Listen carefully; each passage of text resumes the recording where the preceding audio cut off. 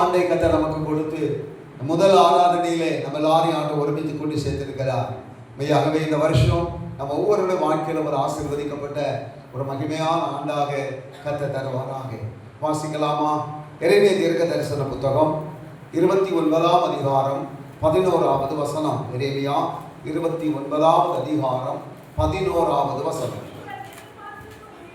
நீங்கள் எதிர்பார்த்திருக்கும் முடிவை உங்களுக்கு கொடுக்கும்படிக்கும் நான் உங்கள் பேரில் நினைத்திருக்கிற நினைவுகளை அறிவேன் என்றும் கர்த்தர் சொல்லுகிறான். அவைகள் தீமைக்கு அல்ல, சமாதானத்துக்கு ஏதுவான நினைவுகளை. எல்லா கைகளை வைத்து ஒரு ஆமென் சொல்லுவோமா? ஆண்டவர் எவ்வளவு அருமையான ஒரு வார்த்தையை நமக்கு கொடுத்திருக்கிறார். இந்த வசனத்துல 2 காரியங்கள் குறிப்பிடப்பட்டிருக்கிறது. ஒன்று, நாம் எதிர்பார்த்து கொண்டிருக்கிற ஒரு காரியம், நாம் எதிர்பார்க்கிற காரியம். அதைத்தான் இங்கே சொல்லப்பட்டிருக்க. நீங்கள் எதிர்பார்த்திருக்கிற காரியத்தினுடைய ஒரு முடிவு. 2வது, ஆண்டவர் நம்ம மேல் நினைத்திருக்கிற ஒரு நினைவு. 2 ஆசீர்வாதங்கள் இருக்கிறது. ஒன்று நம்ம நினைக்கிறது, 2 கர்த்தர் நமக்காக நினைத்திருக்கிறது. இந்த 2 காரியங்களையும் இதுல நம்ம செய்ய வேண்டிய ஒரே ஒரு காரியம் என்ன தெரியுமா? ஒரு எதிர்பார்ப்பு மட்டும் இந்த வருஷத்துல நமக்கு இருக்கணும். அல்லேலூயா. எந்த விதமான சந்தேகமும் இல்லாம, எந்த விதமான விசுவாச குறைபாடும் இல்லாம, தொடர் நம்பிக்கையோடு இந்த வருஷத்திலே நான் எதிர்பார்க்கிறதை இந்த ஆரம்ப நாளில், இந்த முதல் பரிசுத்த நாளிலிருந்து என் தேவன் எனக்கு கொடுக்க போகிறார் என்ற நிச்சயத்தோடு கூட நீங்கள் எதிர்பார்த்து கொண்டிருக்கணும். இந்த எதிர்பார்ப்பு எப்படி வருகிறது? முதல்ல விருப்பம். இந்த விருப்பம் என்பது ஒரு வாஞ்சையாய் மாறுகிறது. இருதயத்திலே ஒரு விருப்பம் வரும்போது, நம்முடைய மனதிலே, நம்முடைய வாழ்க்கையிலே ஒரு விருப்பம் வரும்போது, அந்த விருப்பம் என்ன செய்கிறது என்றால் ஒரு வாஞ்சையாக மாறுகிறது. அந்த வாஞ்சை என்ன செய்கிறது என்றால் ஒரு எதிர்பார்ப்புக்குள்ளே கொண்டு வருகிறது. தோத்திரம். அப்ப நம்முடைய விருப்பங்கள், நம்முடைய வாஞ்சைகள், நம்முடைய எதிர்பார்ப்புகள் எல்லாவற்றையும் கர்த்தர் அறிந்திருக்கிறார். எல்லாவற்றையும் கர்த்தர் அறிந்திருக்கிறார். கடந்த ஆண்டு வரைகளோ எத்தனையோ காரியங்களை குறித்து நம்ம வாஞ்சித்திருப்போம், எதிர்பார்த்திருப்போம், நமக்கு வாய்க்காமல் போயிருக்கோம். ஆனால் எல்லாவற்றையும் ஆண்டவர் இந்த நாட்களிலே நம்முடைய வாழ்க்கையை நிறைவேற்றுவதற்காக அவர் கரிசனை உள்ள தேவனாக இருக்கிறார். ஆமென். கர்த்தர் நல்லவர். பரிசுத்த வேதத்திலே நம்ம வாசிக்கும் போது நம்ம எல்லாருக்கும் நல்ல வாஞ்சைகள் இருக்கிறது இல்லையா? நல்ல விருப்பங்கள் இருக்கிறது. அவைகளை குறித்த நல்ல எதிர்பார்ப்பு இருக்கணும். என்ன காரியத்தை குறித்து நீங்கள் வாஞ்சி வைத்திருக்கிறீங்களோ, விருப்பம் வைத்திருக்கிறீங்களோ, அந்த காரியத்தை இந்த நாட்களிலே நான் பெற்றுக்கொள்ளுவேன் என்ற ஒரு எதிர்பார்ப்பு. நீங்கள் ஜெபிக்கும் போதும், ஆராதிக்கும் போதும், குடும்ப சபை நடத்தும் போதும், சபைகளை வந்து ஆராதிக்கும் போதும், ஜெபிக்கும் போதும், ஒவ்வொரு நேரமும் உங்களுக்குள்ளே இன்றைக்கு இப்பொழுது நான் கர்த்தரை தேடி வந்திருக்கிறேன், என் ஆண்டவர் நான் எதிர்பார்த்திருக்கிற நன்மையை எனக்கு செய்ய போகிறார், நான் எதிர்பார்க்கிற ஆசீர்வாதத்தை எனக்கு கொடுக்க போகிறார், நான் விரும்புகிறேன், நான் எதிர்பார்க்கிற ஒவ்வொரு காரியமும் எனக்கு ஆண்டவர் வாய்க்க பண்ண போகிறார் என்ற வாஞ்சையோடும் எதிர்பார்ப்போடும் நீங்க தேவ சமூகத்தில் அமரும் போது எந்த இடத்துல நீங்கள் முழங்கால் போட்டாலும் நிச்சயமாய் அந்த இடத்துல உங்கள் வாஞ்சைகளை கர்த்தர் நிறைவேற்றுவார். அல்லேலூயா. பரிசுத்த வேதத்திலே நீதிமொழிகளின் புத்தகம் 12வது அதிகாரம் 5வது வசனத்திலே நாம் வாசிக்கும்போது இப்படி சொல்லப்பட்டிருக்கிறது. நீதிமான்களின் நினைவுகள் நியாயமானவைகள். ஆண்டவருடைய பிள்ளைகள் நியாயமான காரியங்கள் மேல நினைவு வைப்பாங்க, நினைத்திருப்பாங்க. எனக்கு இந்த காரியம் நடக்கணும், எனக்கு இந்த அற்புதம் நடக்கணும், எனக்கு இந்த விடுதலை கிடைக்கணும், எனக்கு இந்த நன்மை கிடைக்கணும், எனக்கு இந்த காரியங்களில் நான் வெற்றி சிறக்கணும் என்று நியாயமான காரியங்கள். ஏனென்றால் நமக்கு தெரியும் நம்முடைய தேவன் நீதி உள்ள தேவன், அநீதியிலே அவர் பிரியப்படுகிறவர் அல்ல. எனவே நம்மை நீதிமான்களாக மாற்றிக்கொண்டே இருக்கிறார். அனுதினமும் நீதிமான்களாய் மாறிக்கொண்டிருக்கிறோம். நீதிமான்களாய் மாறுகிற நமக்கு தேவனுடைய நியாயத்தின்படி, நீதியின்படியான காரியங்களை நம்முடைய வாழ்க்கையில செய்வார் என்ற ஒரு நம்பிக்கை நமக்கு உண்டு இல்லையா?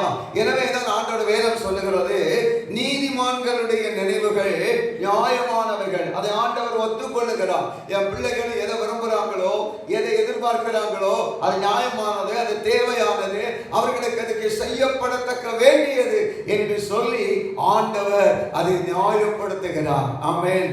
இன்னொரு வசனத்துல பாருங்க, ரோமருக்கு பவுல் எழுதும் போது 9வது அதிகாரம் 28வது வசனத்தில் இப்படி சொல்லுகிறார். வாசிக்கலாமா? ரோமர் 8ஆம் அதிகாரம் 9ஆம் வசனம். சாரி ரோமர் 9ஆம் அதிகாரம் 28ஆம் வசனம்.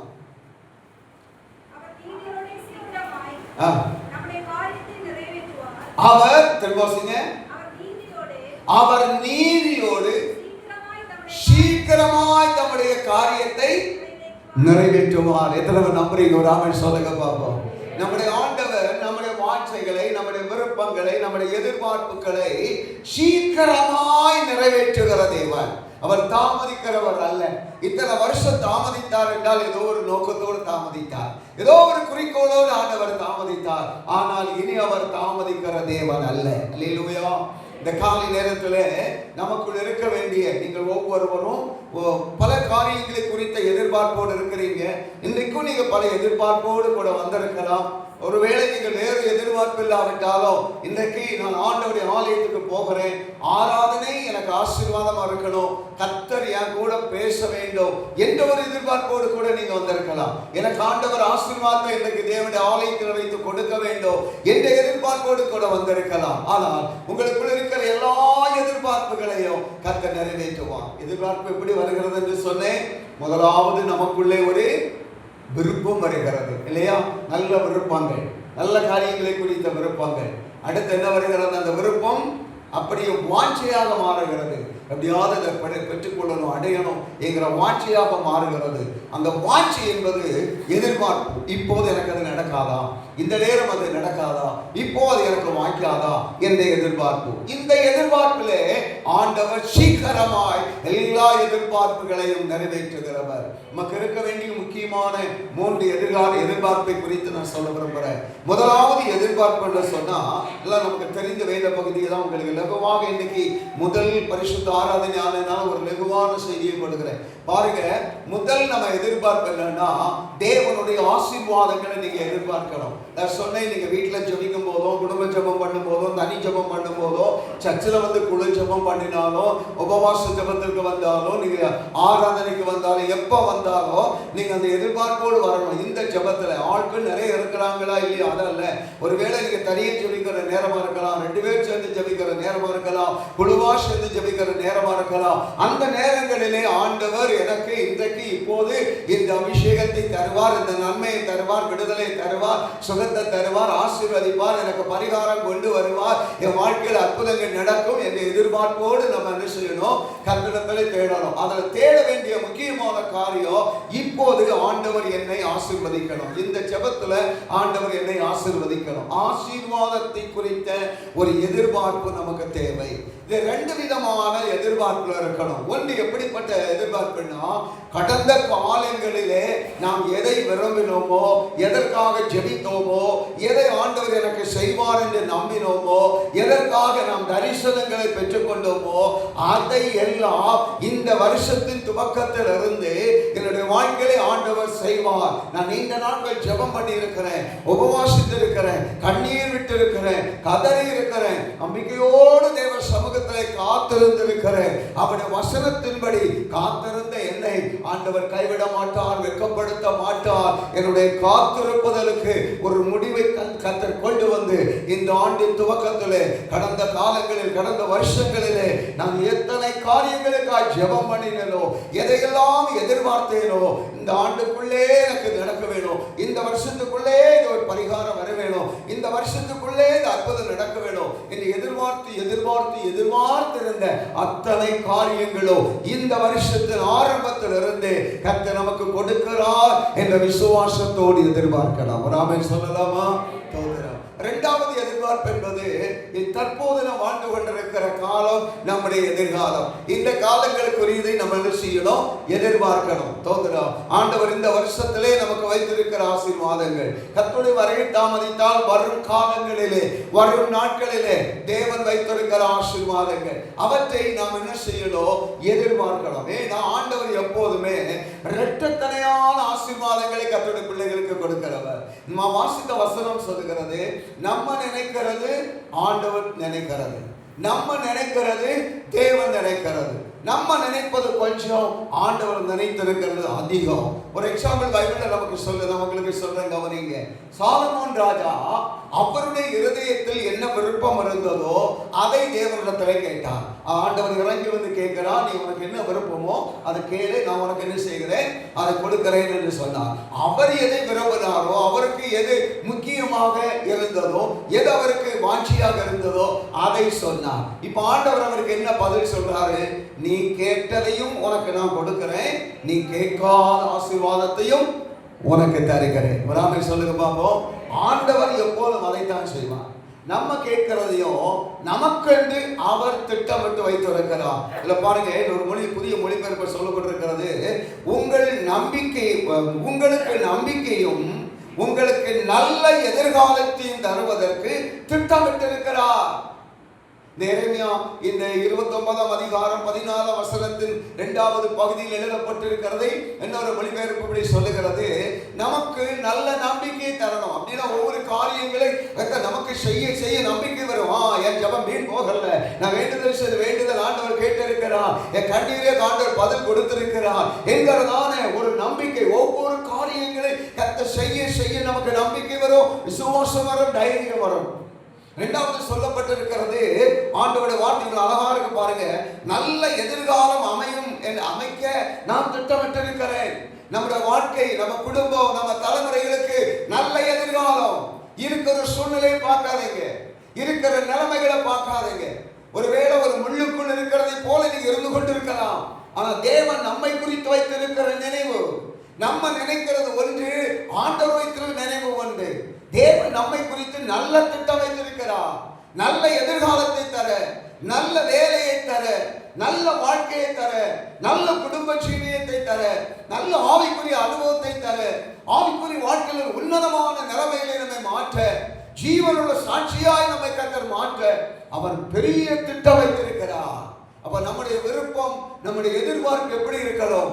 நான் விரும்பி கடந்த காலங்களில் எல்லாம் எதற்காக செபித்தேனோ, எதையெல்லாம் வாஞ்சித்தேனோ அதெல்லாம் அந்த வருஷத்துல தேவன் எனக்கு தருவார், நான் பெற்றுக் கொள்ளுவேன் என்ற நிச்சயத்தோடு எதிர்பார்க்க வேண்டும். இரண்டாவது, தேவன் என் மேல் அன்பு கூர்ந்து எனக்காக ஏராளமானவைகளை ஆயத்தம் பண்ணி வைத்திருக்கிறார். என் தேவன் எனக்காக திட்டமிட்டு ஆயத்தம் பண்ணி வைத்திருக்கிறவைகளை இந்த வருஷத்துல நான் அனுபவிப்பேன் என்ற அந்த நிச்சயம் எதிர்பார்ப்பு இருக்கணும். இதைத்தான் நமக்கு புது வருஷ ஆராதனையில் நம்ம கவனித்தோம். பிரமிக்கத்தக்க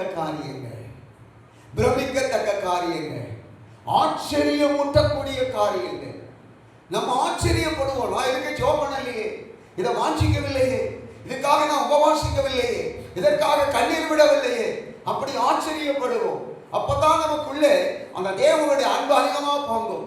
நான் விரும்பாத, நான் செபிக்காத, நான் எதிர்பார்க்காத இவ்வளவு மகிமையான காரியங்களை தேவன் எனக்கு செய்திருக்கிறார். ஆனால் என் மேல் அவர் எவ்வளவு அன்பு வைத்திருக்கிறார், என் மேல் எவ்வளவு அன்பு வைத்திருக்கிறார்.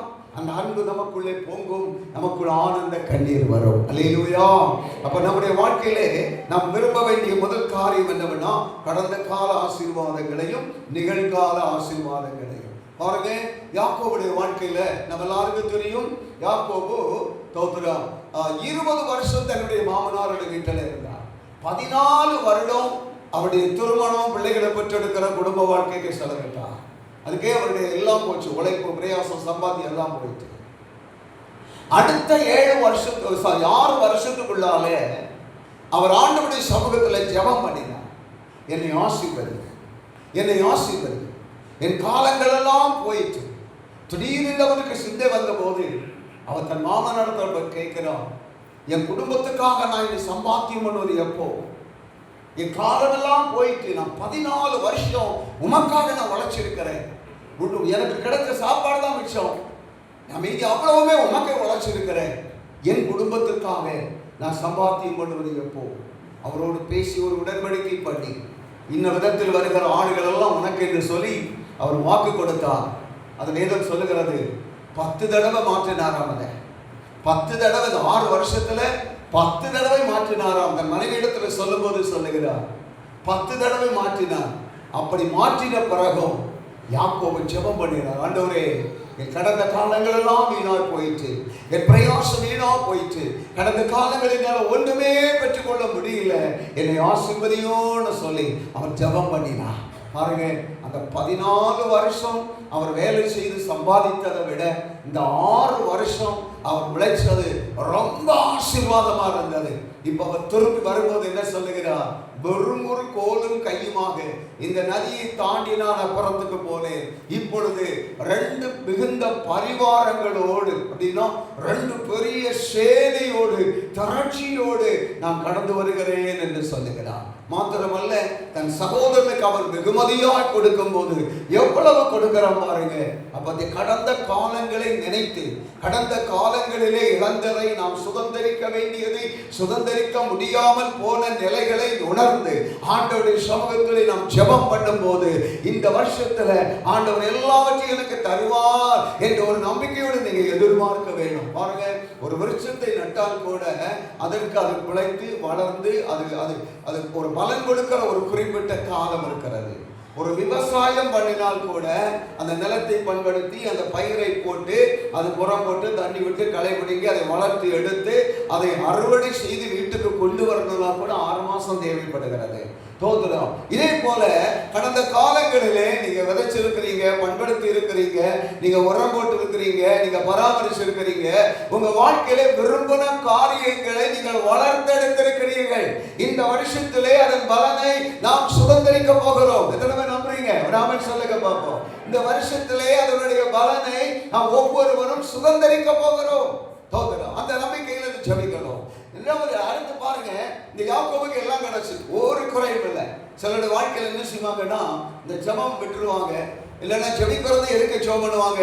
எனக்கு கடந்த காலத்தில் நான் எனக்கு இல்லாத ஆசீர்வாதம்லாம் கூட அதை கூட இதை கூட ஜெபம் பண்ணுவாங்க. நல்லது, தோத்துடும். ஆண்டவர் கொடுப்பான். தேவனுடைய பிள்ளைகளுடைய ஜெபத்தை கேட்டு ஆண்டவர் கொடுப்பான். ஏன்னா முதல்ல நான் சொன்னேன், ஆண்டவர் நமக்கு நீதியான விதத்தில் கேட்கும் வாய்ப்பை கொடுத்திருக்கிறார், அந்த மனதை கொடுத்திருக்கிறார். அநீதியா நமக்கு தேவையில்லை, அநியாயமா எதுவும் நமக்கு தேவையில்லை. அதனால நீதியாய் கேட்கறதுனால கர்த்தர் என்ன செய்கிறார்னா கொடுக்கிறார். எல்லாம் வாங்கிட்டோம், தோத்துடும். இப்ப பாருங்க, யாக்கோபுக்கு எல்லாம் கிடைத்தது. ஆனா இல்லை, அதை நிம்மதியா அனுபவிக்கிற ஒரு தருணம் அவருக்கு இல்லை. நிம்மதியா அனுபவிக்கிற வாய்ப்பு இல்லை.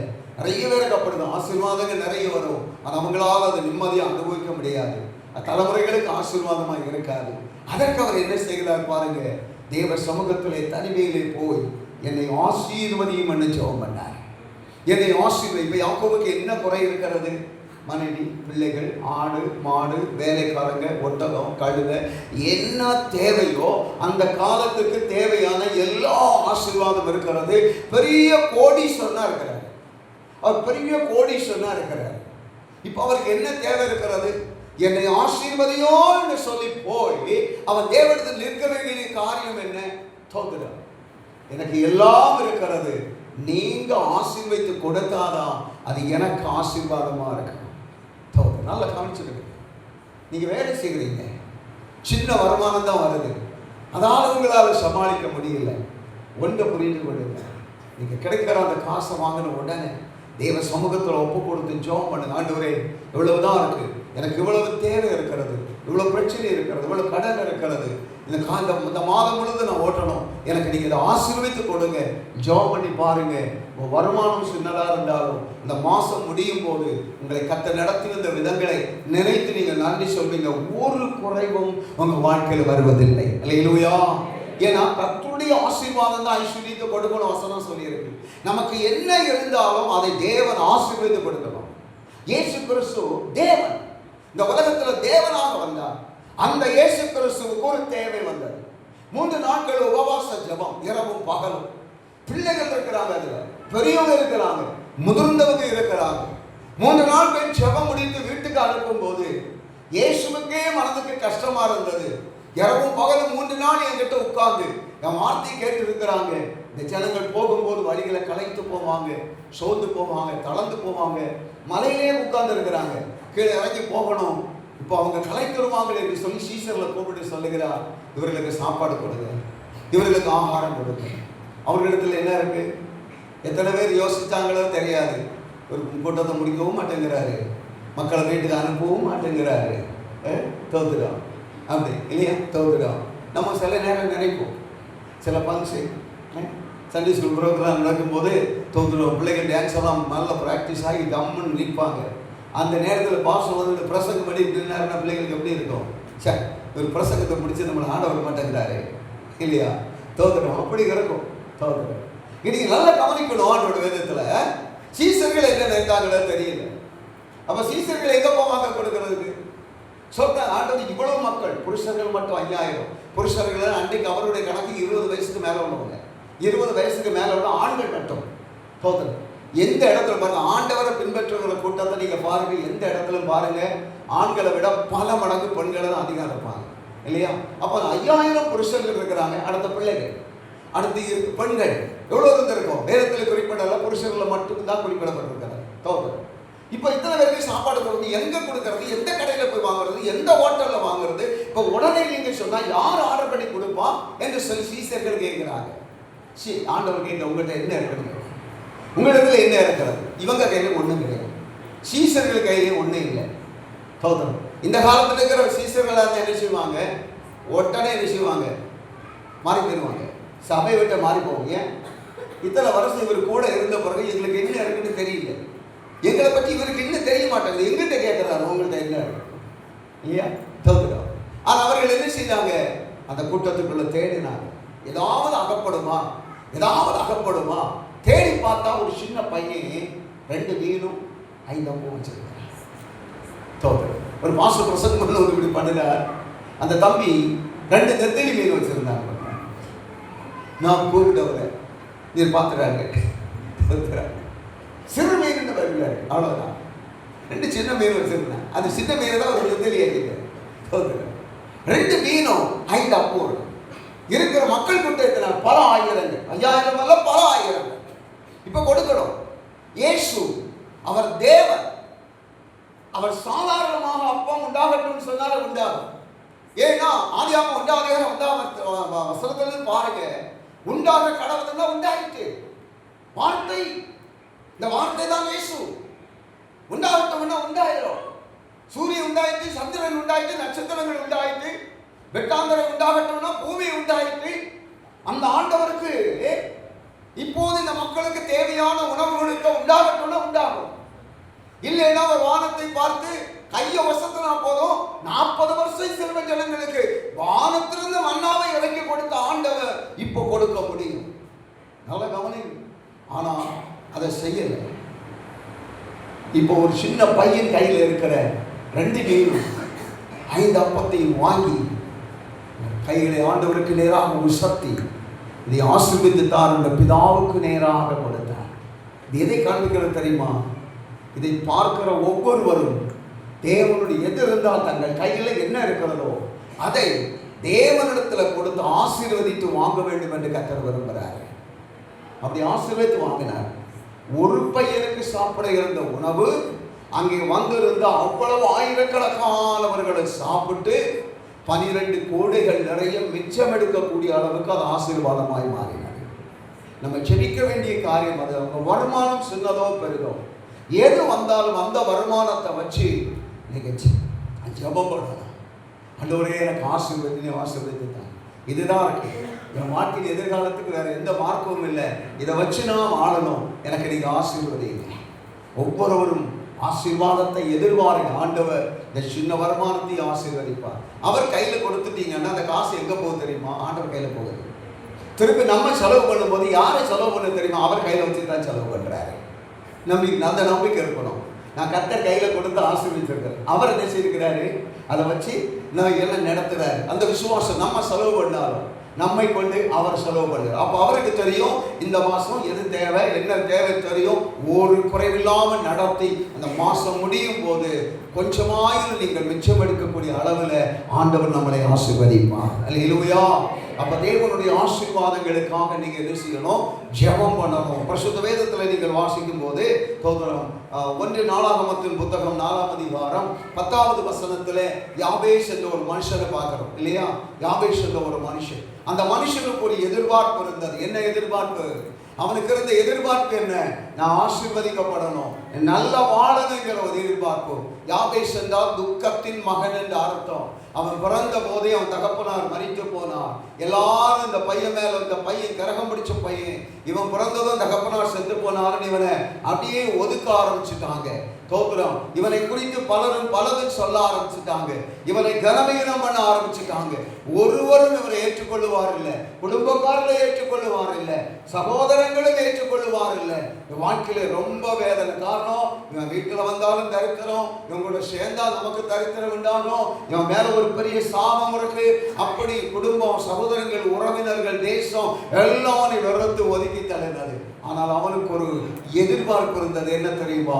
என்னை வெறுக்கிற, என்னை ஒதுக்குற, என்னை அற்பமாய் எண்ணுகிற, என்னை ஏளனமாய் எண்ணுகிற, எனக்கு நீ வாழ்க்கையே இல்லை, நான் நல்லா இருக்க மாட்டேன், என் வாழ்க்கை ஆசீர்வாதமா இருக்காது என்று யாரெல்லாம் நினைக்கிறாங்களோ அவர்கள் நடுவில் நான் வாழணும், நான் வாழ்ந்து காட்டணும், நான் ஆசீர்வாதமா இருக்க வேண்டும் என்ற ஒரு வாஞ்சை, ஒரு விருப்பம் அவனுக்குள் வந்தது. அந்த விருப்பம் அவனுக்குள் வாஞ்சையாய் வந்தது. இந்த வாஞ்சையை கொண்டு போய் தேவ சமூகத்துல அவன் ஜெபம் பண்ணுகிறான். ஆண்டவரே, நான் வாழ்நாள் முழுதும் தீங்கு அனுபவிக்க வேண்டிய மனுஷனாக இருக்கிறேன், என்னை தீங்கு அணுகக்கூடாது, என்னை தீங்கு சேதப்படுத்த கூடாது, என்னை ஆசீர்வதியும், என்னை வாழவையும்னு சொல்லி அவன் எதிர்பார்ப்போடு ஜெபித்தா பாருங்க. யாருமே அவன் சொன்னவங்க எல்லாம் என்ன சொல்லியிருப்பாங்க?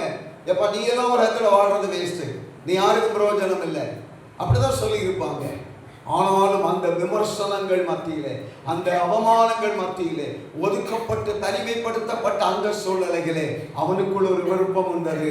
என் ஆண்டவரால் நான் ஆசீர்வதிக்கப்பட்டா நிச்சயமா இந்த ஜனங்கள் மத்தியில் நான் வாழ்ந்து காட்ட முடியும் என்ற ஒரு விசுவாசம் அவனுக்குள்ள வந்தது. அவன் தேவனை நோக்கி ஜெபம் பண்ணினார். வசனம் என்ன சொல்லுகிறது? அவன் கேட்டதை அப்படியே ஆண்டவர் கொடுத்தார். கொடுத்தது மட்டுமல்ல, வசனம் சொல்லுகிறது, தன் சகோதரர்கள் நடுவிலே அவன் கனம் பெற்றவனாக இருந்தான். ஒரு ஆமென் சொல்லுங்க பாப்போம். யாரெல்லாம் ஒதுக்குனாங்க, வெறுத்தாங்க, அற்பமாய் பேசினாங்க, தூசித்தாங்க, அவமானமாய் எழுத்தாங்களோ அத்தனை பேரும் கனம் பண்ணக்கூடிய, கண்ட கும்பிடக்கூடிய அளவுல இவன் கனம் பெற்றவனாய் ஆண்டவரால மேன்மைப்படுத்தப்பட்டவனாக மாறினான். இந்த வருஷத்துல நீங்க ஜெபம் பண்ணுங்க. ஆண்டவரே, என்னை சேதப்படுத்தி கொண்டிருக்கிற, என்னை துன்பப்படுத்தி கொண்டிருக்கிற, எனக்கு முள்ளாக இருக்கிற, எனக்கு உபத்திரமா இருக்கிற அத்தனை காரியத்தில் இருந்தோ இந்த தேசத்தை வாழ்கிற ஜனங்கள் நடுவில் என்னை உயர்த்தி மேன்மைப்படுத்தி வையோ. யாபேஷை ஆசீர்வதிரே, என்னை ஆசீர்வதியும் பண்ண ஜெபம் பண்ணுங்க. கர்த்தர் நிச்சயமா இவங்களை ஆசீர்வதிப்பார். அல்லேலூயா. அந்த எதிர்பார்ப்பு இந்த வருஷத்தின் முதல் பரிசுத்த நாளிலே நமக்கு இருக்கட்டும். அந்த எதிர்பார்ப்பு நம்முடைய வாழ்க்கையில் இருக்கட்டும். இரண்டாவது, நம்முடைய வாழ்க்கையில நாம் எதிர்பார்க்க வேண்டிய காரியம் என்ன தெரியுமா? தேவனுடைய சமூகத்திலே ஒரு விடுதலையை நம்ம எதிர்பார்க்கணும், அற்புதங்களை எதிர்பார்க்கணும். ஆமென். ஆசீர்வாதங்களை எப்படி எதிர்பார்க்கிறோம்? ஆசீர்வாதம் என்றால் எல்லா காரியங்களும், சுகம், பலன், சமாதானம், சந்தோஷம், நல்ல வேலை, நல்ல வருமானம், நல்ல வீடு, நல்ல வாகனங்கள் எல்லாவற்றையும் தோத்திரம் ஆண்டவர் சமூகத்தில் எதிர்பார்க்கணும். கடந்த நாட்களை எதெல்லாம் ஜெபம் பண்ணீங்களோ அதெல்லாம் நீங்க வாஞ்சிக்கணும். அப்படி ஒவ்வொரு நாளும் ஆசீர்வாதத்துக்காக நீங்க ஜெபம் பண்ணுங்க. கர்த்தர் நிச்சயமா இவங்களை ஆசீர்வதிப்பார். ஜெபம் பண்ணிவிட்டு ஆண்டவர் என் ஜெபத்தை கேட்டார், என்னை ஆசீர்வதிக்கிறார், அந்த முழு நிச்சயத்தோடு எதிர்பார்ப்போடு இருக்கணும். இரண்டாவது, விடுதலைக்காக, உங்கள் சரீரத்தில் விடுதலையா, ஆத்மாவில் விடுதலையா, ஆவிக்குரிய வாழ்க்கையில் விடுதலையா, பொருளாதாரத்தில் விடுதலையா, பிசாசு கட்டுறது விடுதலையா. சிலருடைய வாழ்க்கையில வெளியே சொல்ல மாட்டாங்க, ஏதோ ஒரு பாவம் அப்படி தொடர்ந்து கொண்டே வரும். அந்த பாவத்தை குறித்து வார்த்தைகளை கேட்கும் போது, வசனம் கேட்கும் போது அது தவறு என்று உணர்வார்கள், மனஸ்தாபப்படுவாங்க, எப்படியாவது இந்த வெளியே வர வேண்டும் என்று விரும்புவாங்க. ஆனால் அவர்களால் முடியாது. காரணம் என்ன? ஒரு பயங்கரமான சக்தி அவர்களை பிடித்து அப்படியே அமுக்கி அவர்களை நடத்தி கொண்டிருக்கிறது. உன்னை விட்டு நாம் போக முடியாது, உன்னை விட்டு நாம் விலக முடியாது என்று நடத்தி கொண்டிருக்கிறது. இந்த ஆவியிலிருந்து விடுதலை பெற முடியாம அவர்கள் தவித்துக் கொண்டிருப்பாங்க. அப்படிப்பட்ட ஒரு நிலைமையில நீங்கள் இருக்கலாம். உங்களுக்கு ஒரு விடுதலை தேவை. ஏதோ ஒரு சின்ன பாவமா இருக்கலாம். நம்ம வாழ்க்கையின் ஆசீர்வாதத்துக்கு இடையூறாக, சமாதானத்துக்கு இடையூறாக, ஆவியானவர் நம்மை உபயோகப்படுத்துவதற்கு இடையூறாக, நித்திய வாழ்வை பெற்றுக் கொள்வதற்கு இடையூறாக ஏதோ ஒரு தவறு, பாவம் நம்முடைய வாழ்க்கையில பின்தொடர்ந்து கொண்டிருக்கலாம். அதற்காக ஆண்டவர் சமூகத்தில் இந்த ஆண்டு, இந்த ஆரம்ப நாட்களில் இந்த காரியத்தில் ஒரு பரிகாரம் கர்த்தர் செய்வார். நான் முழுமையான ஒரு விடுதலை சோதரித்து நான் கர்த்தருக்காக வைராக்கியமாக எழும்புவேன் என்ற ஒரு நிச்சயமான ஒரு எதிர்பார்ப்பு நம்முடைய வாழ்க்கையில வேணும். அல்லேலூயா. பரிசுத்த வேதத்தில் 2 நபர்களை குறித்து சொல்றேன், கவனிச்சுக்கிறேங்க. முதலாவது எல்லாம் நமக்கு தெரிந்தது. முதலாவது அந்த தோத்திரம் மார்க் எழுதின சுவிசேஷம் 5வது அதிகாரம் அதனுடைய 25ஆம் வசனத்திலிருந்து வாசிக்கும் போது பெரும்பாலுள்ள ஒரு ஸ்திரீ குறித்து பார்க்கிறோம் இல்லையா? அந்த ஸ்திரீயினுடைய எதிர்பார்ப்பு எப்படி இருந்து பாருங்க. இந்த ஸ்திரீ குறித்து வேதம் சொல்லுகிறது, அவள் 12 வருஷம் பெரும்பாலுள்ளவளாக இருந்தாள். அவள் இருந்த எல்லாம் விற்று விற்று விற்று வைத்தியருக்கு கொடுத்து செலவழித்தாள். இனி அவளுக்கு செலவழிக்க ஒன்றும் இல்லை. கொஞ்சம் யோசிச்சு பாருங்க, என்ன மருந்து வாங்கினாலும் எந்த புண்ணிய ஸ்தலத்துக்கு போனாலும் இந்த வியாதி மாறல. சரீரத்தில் உள்ள ரத்தம் எல்லாம் போய்கொண்டிருக்கு. இரவும் பகலும் ரத்தம் போய்கொண்டே இருக்கிறது. என்ன ஆகும் இந்த உடம்பு? யோசிச்சு பாருங்க. பைபிள் சொல்லுது, ஒரு மனுஷனோட உடம்புல ரத்தம் என்பது உயிர். அதனால தான் ஒன்றையும் ரத்தத்தோடு நீ புசிக்கக்கூடாதுன்னு பழைய ஏற்பாட்டில் ஆண்டவர் சொன்னது. ரத்தத்தை நீ எரிச்சலும் சிந்திடணும். ஒரு மிருகத்தை பலி செலுத்தும் போது ரத்தத்தை கொண்டு பலிபீடத்தில் தொலைக்கணும். அப்படின்னா உயிரே ஆண்டவருக்காக கொடுக்கிறது. அப்போ ரத்தத்துல உயிர் இருக்கிறது. எனவே இந்த சகோதரனுடைய சரீரத்தில் இருக்கிற அந்த ரத்தம் எல்லாம் 12 வருஷமும் போயிட்டு இருக்கு. ஒரு ரத்தம் ஓடுறதுக்கு எத்தனை தடவை பிளட் அடைச்சாங்கன்னு தெரியாது, என்னென்ன உணவுகளை சாப்பிட்டாங்கன்னு தெரியாது. ஆனாலும் இவர்களுக்கு போய் இப்ப பாருங்க, அந்த சகோதரி மெலிந்து அந்த அந்த எலும்புகளை மட்டும் அப்படி ஏதோ ஒரு ஒரு பேப்பர் வச்சு ஒட்டுனது போல் அந்த எலும்புகள் என்ன செய்யப்பட்டிருக்கு, அப்படியே ஒட்டப்பட்டு தோத்துறோம். கண்ணமெல்லாம் குழி விழுந்து இந்த கண்ணெல்லாம் உள்ள போய் பார்க்கறதுக்கே பரிதாபமா, அந்த பல்லு மட்டும் தான் வெளியே தெரியும். கை காலெல்லாம் பார்த்தீங்கன்னா இந்த ஈக்கிள் போல அப்படிங்க இருக்கும். இப்படி ஒரு நிலைமை மாறிட்டாங்க. நல்லா கருத்து போச்சு அந்த உடம்பு, நல்லா கருத்து போயிருக்கு. பரிதாபமான நிலைமை. நல்லா யோசிங்க. இப்போ மருத்துவர்கள் கைவிட்டுட்டாங்க, புண்ணிய ஸ்தலங்கள் கைவிட்டது. அவன் எந்த தெய்வத்தை நம்பினாலோ எந்த கடவுளை பின்பற்றினாலோ தெரியாது, அதுக்கும் கைவிட்டது. எல்லாம் கைவிட்ட ஒரு சூழ்நிலை. கொஞ்சம் யோசிச்சு பாருங்க, எல்லாம் கைவிட்ட ஒரு சூழ்நிலை.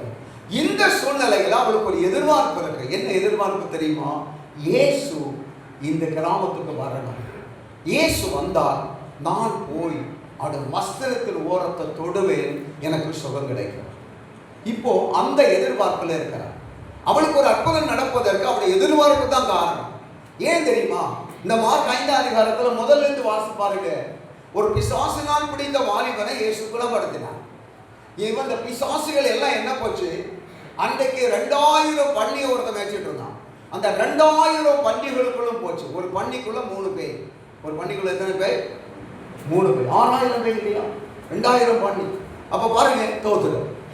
அப்போ அந்த பள்ளிக்குள்ளால போய் அதெல்லாம் என்ன உண்டாச்சு? கட்டுப்பாட்டை மீறி நேரே எங்க போச்சு? கடல்ல போய் சாடிச்சு. கடல்ல சாடி 2000 பண்டிகளும் செத்து போச்சு. இந்த மனுஷனுக்கு பெரிய இழப்பு. இவன் ஊருக்கு போனா இதை சொன்னா ஆட்களை திரட்டி கொண்டு வந்தால் இயேசுவை பார்த்து சொன்னா எங்க ஊரை விட்டு போயிடும். நீர் கால் வச்சு ஒரு மனுஷனுக்கு தான் ஒரு அற்புதத்தை செய்தீங்க, 2000 பண்டிகை இழந்திருக்கிறேன். வாழ்க்கையிலே நான் வாழ்க்கைக்கு வச்சிருந்த எல்லாத்தையும் இழந்துட்டேன், ஓடி இருக்க, இந்த தேசத்தில் இருக்கக்கூடாதுன்னு சொல்லி இயேசுவை திருப்பி அனுப்பி விட்டாங்க. அந்த தேசத்துல கதவெளியுடைய நாடு திருப்பி அனுப்பி விட்டாங்க. இப்ப திருப்பி அனுப்பி விட்ட போது என்ன நடந்தது தெரியுமா? இந்த வாலிபன் சொல்லுகிற, ஆண்டவரே நான் உங்க கூடவே வர்றேன். இங்க இருந்தா அவன் யோசித்திருப்பான், இங்க இருந்தா மறுபடியும் நான் இவர் இந்த இருக்கிற மக்களை போல தான் வாழுவேன், தாவிகளெல்லாம் வந்து என்னை பிடித்து நான் மறுபடியும் மோசமான நிலையில் மாற வாய்ப்பு இருக்குன்னு யோசித்தானே என்னமோ தெரியல. அவன் ஆண்டவரை பார்த்து கேட்டான், நான் உங்க கூட வாரேன், இந்த மக்கள் கூட இந்த தேசத்தை இருக்க விரும்பல என்று அவன் கேட்டான். இயேசு சொன்னான், இல்லப்பா நீ வராத, நீ என்ன பண்ணு, இங்கேயே இரு, நான் உனக்கு என்ன செய்தேனோ இதை இந்த தேசத்து மக்களுக்கெல்லாம் சொல்லு. அவன் போனான், எல்லாரும் சொன்னான், என்னை பற்றி உங்களுக்கு தெரியுமே, கல்லறை தோட்டத்தில் இருந்தேன், ராத்திரி பகலையும் ஊழப்படுவேன், யார் வந்தாலும் பிடிப்பேன், அடிப்பேன், கட்டிப்பேன், ரத்தத்தை உரைத்தெடுப்பேன், யார் வந்தாலும் கல்லை தூக்கி எறிவேன், நான் வஸ்திரம் உடுத்ததில்லை, எனக்கு அம்மா யாரு அப்பா யாரு சகோதரர் யாரு உறவினர் ஒன்றும் தெரியாது, நான் எப்படி பைத்தியக்காரனா இருந்தேன், எத்தனை தடவை என் விலங்கு போட்டு நான் விலங்க முறிச்சிருக்கேன். யோசிச்சு பாருங்க, என்னை பிடிச்சி அடக்கி போடுறதுக்கு ரூமுக்குள்ள போட்டாங்க, எத்தனை தடவை கதவை உடைச்சிட்டு நான் வெளியே போயிருக்கிறேன். யோசிச்சு பாருங்க, இந்த இயேசு என்னை விடுதலையாக்கினான் என்று தனக்கு கிடைத்த விடுதலையை அந்த தேசம் முழுவதும் அவன் சொன்னான். இந்த வார்த்தையை இந்த பெரும்பாலான ஸ்திரீ கேட்டான். நல்ல கவனிங்க, இந்த வாலிபன் அவன் இயேசுவை பார்த்ததில்லை, இயேசு சொன்ன வார்த்தையை கேட்டதில்லை. ஏன்னா அவங்க ஊழியத்தை விடலையே, இயேசுவை விரட்டிட்டாங்களே, இயேசு வேண்டாம் போயிருங்க. இப்ப இந்த வாலிபன் போய் எல்லாருக்கும் சொன்னான். சொன்ன உடனே அந்த வார்த்தையை இந்த 12 வருடம் வரும்பாடுள்ள ஸ்திரீ தன் வாழ்க்கையிலே மறித்து கொண்டிருக்கிறவள் விசுவாசித்தாள். அவள் விசுவாசித்து அவளுக்குள் ஒரு எதிர்பார்ப்பு இருந்தது. இந்த கிராமத்திற்கு, இந்த பட்டணத்திற்கு ஒரு விஷய இந்த இயேசு வர மாட்டாரா என்ற ஒரு ஏக்கம் இருந்தது, ஒரு விருப்பம் இருந்தது. அந்த விருப்பத்தில் அவள் வாஞ்சியோடு காணப்பட்டாள். இப்போ அவளுக்குள்ளே ஒரு எண்ணம் வருகிறது, இயேசு வந்தால் என்ன ஆனாலும் சரி, முடியுதோ முடியலையோ, எப்படியாவது அந்த திரள் கூட்டத்துக்கு உள்ள போய் அவருடைய வஸ்திரத்தை நாம் தொட வேண்டும் என்று தனக்குள்ளே ஒரு தீர்மானம் பண்ணி எதிர்பார்ப்போடு இருந்தார். இவளை போல அநேகர் இந்த தேசத்தில் எதிர்பார்ப்போடு இருந்தாங்க. பார்த்தீங்களா, இயேசு வேண்டாம் என்று சொன்ன அந்த பட்டணத்துக்கு ஒருவனுடைய சாட்சி, ஒரே ஒரு ஆத்துமா மூலம் அந்த பட்டணம் மறுபடியும் இயேசுவை ஏற்றுக்கொள்வதற்கு ஏற்ற விதத்தில் மாறி இருக்கு. நம்ம எல்லாம் எத்தனை அற்புதம் பெற்றிருக்கிறோம், எவ்வளவு அதிசயங்களை பெற்றிருக்கிறோம். பக்கத்து வீட்டில் சண்டை போட முடியாம நம்மளால இருக்க முடியலையே. சோதரர், பக்கத்து வீட்டுக்காரங்க எப்படி ரட்சிக்கப்படுவாங்க யோசிங்க. ஒரு வாலிபர் சோதரர், ஒரு பட்டணமே ஆண்டவரை எதிர்பார்த்து மறுபடியும் இந்த இயேசுவை எங்க போய் அவர் கண்டுபிடிக்கிறது? வாஞ்சித்தாங்க. இந்த இயேசு வரமாட்டாரா வரமாட்டாரா? வாஞ்சியும் எதிர்பார்ப்பையும் தேவன் அறிகிறவர். ஏன்னா வசனம் சொல்லுகிறது, நம்முடைய நினைவுகளையும் சிந்தனைகளையும் தூரத்திலிருந்தே அறிகிற தேவன். அவருக்கு புரிஞ்சிட்டு இப்போ என்னை வேண்டாம் என்று சொன்ன பட்டணத்து மக்கள் என்னை எதிர்பார்க்கிறாங்க என்று தெரிஞ்சிட்டு அந்த பட்டணத்துக்கு வந்தார். அந்த பட்டணத்துக்கு வந்த போது ஒருவன் ஓடி வந்து சொல்லுகிறான், என்னுடைய வாலிப பிள்ளை செத்து கொண்டிருக்க, மறித்து கொண்டிருக்கிறது. கொஞ்ச நேரத்துக்குள்ள அந்த பிள்ளை மறித்து போகும். நீர் வருவீனானா? என் பிள்ளை மறிக்காது, கட்டாயம் என்னுடைய பிள்ளை பிழைக்கும் என்று சொல்லி அவன் விசுவாசித்து ஓடி ஒரு ஜெப ஆலயத்தினுடைய தலைவர், அவருடைய பேர் எவரு என்று சொல்லப்பட்டிருக்கிறது, அவனிடத்துல கெஞ்சி கத்தரை அழுதான். அப்போது இயேசு சொன்னார், போவோம்னு சொல்லி அவர் அப்படியே அந்த எவரின் வீட்டுக்கு போகிறார். போகிற வழியில தான் இந்த பெரும்பாலான ஸ்திரீ யாரை சந்திக்கிறது? இயேசுவை சந்திக்கிறார். அவளுக்குள்ள இருந்த அந்த எதிர்பார்ப்பை பாருங்க. இயேசுவை சந்தித்தாள். அவன் என்ன தீர்மானம் பண்ணாலும் அதே போல ஓடி போய் என்ன செய்தான்? இயேசுவை தொட்டான். நமக்கு தெரியும், நீ சொல்ல தேவையில்லை. இந்த நொட்டி பொழுதிலே அவருடைய வல்லமை அந்த சகோதரி உச்சந்தலை முதல் உள்ளங்கால் வரை பாய்ந்தது. சுகம் பெற்றார். நீங்க அதில் தொடர்ந்து வாசித்து பாருங்க. 5 ஆசீர்வாதங்கள் ஆண்டவர் கொடுக்கிறார். முதல்ல மகளே கூப்பிடுறார், சொந்த பிள்ளையா ஏற்றுக்கொள்றார். உன் விசுவாசம் உன்னை ரட்சித்தன்னு சொல்றார். அவளுக்கு கொடுக்கிற விசுவாசத்தை கனம் பண்ணி நீ ரட்சிப்புக்குள்ள வந்துட்டேன்னு சொல்றார். அடுத்து சொல்றாரு, நீ சுகமாய் என்று சொல். ஒரு சுகவாழ்வை கொடுக்கிறார். அடுத்து சொல்லுகிறான், உன் வேதனை நீங்கட்டும். பாருங்க, நீங்க தொடர்ந்து அது பின்னால் 34ஆம் வசனமா என்னமோ வரும். நீங்க வாசி பார்த்தா 5 விதமான ஆசீர்வாதம் இப்போ அவளுக்கு கிடைக்குது. சுகம் கிடைத்தது மட்டுமல்ல, அந்த திரள் கூட்ட ஜனங்கினர்கள் சாட்சியாக இருக்கிறார். அன்பான தேவனுடைய பிள்ளைகளே, எப்படிப்பட்ட நோய்கள், எப்படிப்பட்ட வியாதிகள் நம்முடைய வாழ்க்கையில் இருந்தாலும் மருத்துவர்கள் சொல்லி இருக்கலாம், மறிக்கிறது வரையிலும் நீ மருந்து சாப்பிடணும்னு சொல்லி இருக்கலாம். நமக்குள்ள ஒரு எதிர்பார்ப்பு இருக்கட்டும். இன்று இந்த பிரசங்கம் முடித்து ஜெபிக்கிற இந்த நேரத்தில் கர்த்தருடைய கரம் என்னை தொடும், நான் பூரண சுகம் பெறுவேன் என்ற விசுவாசத்தோடு நீங்க எதிர்பார்ப்போடு இருந்தால் இந்த ஜெபம் முடித்து நீங்க ஆராதனை முடித்து போகிறதுக்குள்ளால உங்களுக்கு சுகத்தை தர ஆண்டவரால முடியும். எந்த அளவுக்கு நமக்குள்ளே வாஞ்சை எதிர்பார்ப்பு, உங்கள் வாழ்க்கையில் இருக்கிற எந்த பிரச்சனையா இருக்கட்டும், எந்த வேதனையா இருக்கட்டும், எந்த போராட்டமா இருக்கட்டும், இந்த 2026ஆவது ஆண்டு இந்த முதல் பரிசுத்த ஆராதனையிலே என்னுடைய வாழ்க்கையில் எல்லாவற்றும் ஒரு பரிகாரத்தை நான் பெற்றுக்கொள்ள போகிறேன் என்ற நம்பிக்கையோடு விசுவாசத்தோடும் எதிர்பார்ப்போடு நீங்கள் இருப்பீர்களானால் இந்த ஜெபம் முடிகிற நேரத்தில் உங்க வாழ்க்கையில் அற்புதங்கள் நடக்கும். வேதத்தில் நம்ம வாசிக்கும் போது நிறைய காரியங்களை பார்க்கலாம். யோவான் சுவிசேஷம் 5ஆம் அதிகாரத்தில் 1 பார்க்கும்போது 38 வருஷம் ஒரு மனுஷன் படுத்து கிடக்கிறான். 38 வருஷம் எங்கே? பெதஸ்தா குளத்தங்கரையில். இந்த பெதஸ்தா குளம் எங்கே இருக்கிறது என்றால் இஸ்ரவேலில், அதாவது யூதாவில் எருசலேம் ஆலயம் இருக்கிற அந்த எருசலேம் பட்டணத்துடைய கோட்டைக்கு உள்ளே இருக்கிறது. தோத்திரம், நல்ல கவனிங்க. இந்த பெதஸ்தா குளத்தை குறித்து நம்ம வேதத்தில் கவனிப்போமானால், எசேக்கியா ராஜா பழைய ஏற்பாட்டு காலத்தில் எசேக்கியா ராஜா யூதாவை ஆண்டு கொண்டிருக்கிற அந்த காலத்தில் இந்த எசேக்கியா ராஜாவுக்கு யூதர்களுக்கு விரோதமாக அந்த அசீரியாவின் மன்னனா இருக்கிற சனகரி யுத்தம் பண்ணுவதற்கு, போர் தொடுப்பதற்கு வந்தான். அவன் வரும்போது இதை அறிந்த எசேக்கியா ராஜா, ஏன்னா எசேக்கியா ராஜா அந்த ராஜாவாகிறது வரையிலும் அந்த அசீரியாவுக்கு இந்த யூதர்கள் அடிமைகளா இருந்தாங்க. அப்படின்னா வருஷம் வருஷம் ஃபைன் கட்டணும், அப்படி கட்டி கொண்டு இருந்தாங்க. இவரும் ஆளுகைக்கு வந்து வருஷத்துல அப்படி ஃபைன் கட்டினார். 2வது வருஷத்துக்குள்ளால கர்த்தருக்குள்ள தான் பலப்பட்டார், ஜனங்களை பலப்படுத்தினார். முழுவதும் கர்த்தரை நம்புவதற்கு ஜனங்களை நல்ல ஒரு ஆவிக்குரிய அனுபவத்தில் உருவாக்கினார். கர்த்தரை நம்பி, அதனாலதான் வேதம் சொல்லுகிறது, எசேக்கியா ராஜா கர்த்தர் மேல் வைத்த நம்பிக்கைக்கு தக்க அதே போல அதுக்கு முன்னே இருந்த ராஜாக்களும் அதுக்கு பின்னே இருந்த ராஜாக்களும் அப்படி ஒரு நம்பிக்கை வைக்கவில்லை என்று சொல்லப்பட்டிருக்கிறது. கர்த்தர் மேல நம்பிக்கை வைத்து இப்போ அசீரிய மன்னனை இவன் எதிர்த்து கப்பம் கட்டாமல் எதிர்த்து நின்றான். அவன் தன் படைகளோடு கடந்து வந்தான். வருகிற நேரம் இந்த அரண்மனை கோட்டை சுவருக்கு பக்கத்துல ஒரு அருமையான நீரூற்று இருந்தது. நல்ல பாறையிலிருந்து வருகிற ஒரு தண்ணி ஊற்று, அருமையான ஊற்று, வற்றவே செய்யாத ஆண்டவர் அந்த ஜனங்களுக்கு கொடுத்த ஒரு ஊற்று. இந்த ஊற்றை அந்த அசீரிய மக்கள் எடுத்துக்கொள்ளவும் கூடாது, அந்த தண்ணி எடுக்கக்கூடாது, அதை சேதப்படுத்தவும் செய்யக்கூடாது என்று அசீரியா மன்னன் மறுகிற இந்த காலத்துல இந்த எசேக்கியா ராஜா என்ன செய்தார் என்றால், தன் ஆட்களை வைத்து அரண்மனை கோட்டை சுவருக்கு அடி பக்கத்திலேயே ஒரு சுரங்கம் எடுத்து அந்த சுரங்க பாதை வழியாக அந்த ஊற்றின் தண்ணீரை கொண்டு வந்து இங்கே ஒரு குளத்தை வெட்டி இந்த குளத்திலே அந்த தண்ணீரை சேமித்தார். இப்போ அந்த ஊற்று தண்ணீர் வேறு யாருக்கும் போகாது, யாரும் எடுக்க முடியாது. அப்படியே சுரங்க பாதை வழியாக பூமியின் அடியாக அடி வழியாக என்ன செய்து இந்த குளத்திலே வந்து பாயுது. இதுதான் பெதஸ்தா குளம். பிந்தின நாட்களில் இயேசு கிறிஸ்துவின் காலத்திலே இந்த குளத்தினால அற்புதங்கள் நடக்கிறது. என்ன நடக்கும் என்றால், அவ்வப்போது திடீர் என்று ஒரு தேவதூதன் இறங்கி வருவார். எப்ப வருகிறாரோ தெரியாது, எந்த நேரம் வருகிறார் என்று தெரியாது. அவ்வப்போது வேதம் சொல்லுகிறது, அடிக்கடி சில வேளைகளில் மாசத்துக்கு ஒரு தடவை வரலாம், மாசத்துல 2 தடவை வரலாம், ஒருவேளை வருஷத்துக்கு ஒரு தடவை வரலாம். அப்படி இந்த தேவதூதன் வந்து இறங்கி அந்த குளத்துல இறங்கி குளத்தை முற்றும் கலக்குவார். கலக்கி முடித்த உடனே யார் முதல் அதுக்குள்ள இறங்குறாங்களோ அவன் எப்படிப்பட்ட வியாதியஸ்தனா இருந்தாலும் சொல்லுவான்.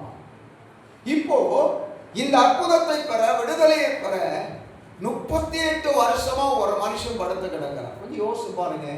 ஒரு நபர் வியாதிப்பட்டு படுக்கையில் இருக்கிறாங்கன்னா 6 மாசம் அவங்க ஒரே படுக்கையில் இருந்தாலே உடம்புல புண்ணு வந்துருக்கு. 6 மாசம் கூட ஓடாது சிலருக்கு. அதாவது இந்த படுக்கையில ஒரு புண்ணு வந்து அந்த பொண்ணு ஆறவே செய்யாது, ஆறவே செய்யாது. அப்படிப்பட்ட ஒரு நிலைமையில 38 வருஷம் படுத்திருக்கிறான உடம்பு எப்படி இருந்திருக்கும் கொஞ்சம் கற்பனை பண்ணி பாருங்க. இந்த சூழ்நிலையில அவனுக்கு ஒரு எதிர்பார்ப்பு இருக்கிறது. என்ன? தேவதூதன் வருவார், குளத்தை கலக்குவார், நான் சுகம் பெறணும், நான் சுகம் பெறணும், நான் சுகம் பெறணும். 1 வருஷமாச்சு, 2 வருஷமாச்சு, 3 வருஷமாச்சு, 5 வருஷமாச்சு, 10 வருஷமாச்சு, 25 வருஷமாச்சு. இப்ப எல்லாரும் என்ன சொல்லியிருப்பாங்க யோசிச்சு பாருங்க.